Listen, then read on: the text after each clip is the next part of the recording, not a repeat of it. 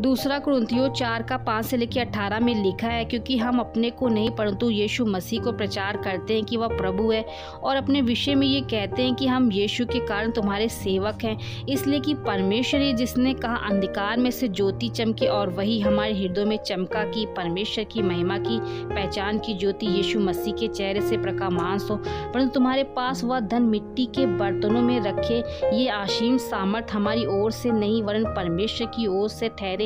हम चारों ओर से क्लेश तो भोगते हैं पर संकट में नहीं पड़ते, निरुपाय तो हैं पर निराश नहीं होते, सताए तो जाते पर त्यागे नहीं जाते, गिराए तो जाते पर नष्ट नहीं होते।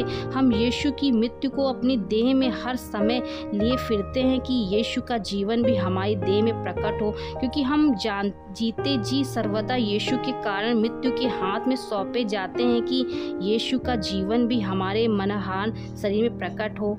इसी प्रकार मृत्यु तो हम पर प्रभाव डालती और जीवन तुम पर, इसलिए कि हम में वही विश्वास की आत्मा जिसके विषय में लिखा है कि मैंने विश्वास किया इसलिए मैं बोला। अतः हम भी विश्वास करते हैं इसीलिए बोलते हैं, क्योंकि हम जानते हैं कि जिसने प्रभु यीशु को जिलाया वही हमें भी यीशु में भागी जानकर जिलाएगा और तुम्हारे साथ अपने सामने उपस्थित करेगा, क्योंकि सब वस्तुएं तुम्हारे लिए हैं ताकि अनुग्रह बहुतों के द्वारा अधिक होकर परमेश्वर की महिमा के लिए धन्यवाद भी बढ़ाए।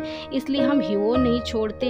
यद्यपि हमारा बाहरी मनुष्यत्व नष्ट होता जाता तो भी हमारा भीतरी मनुष्यत्व दिन प्रतिदिन नया होता जाता है, क्योंकि हमारा पल भर का हल्का सा क्लेश हमारे लिए बहुत ही महत्वपूर्ण और अनंत महिमा उत्पन्न करा जाता है।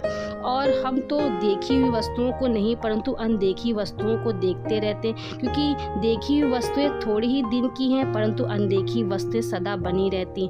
इस वचन के पढ़े और सुने जाने परमेश्वर आप सभी को आशीष दे। आमीन। इस वचन के द्वारा परमेश्वर की महिमा हो। धन्यवाद। जय मसीह की।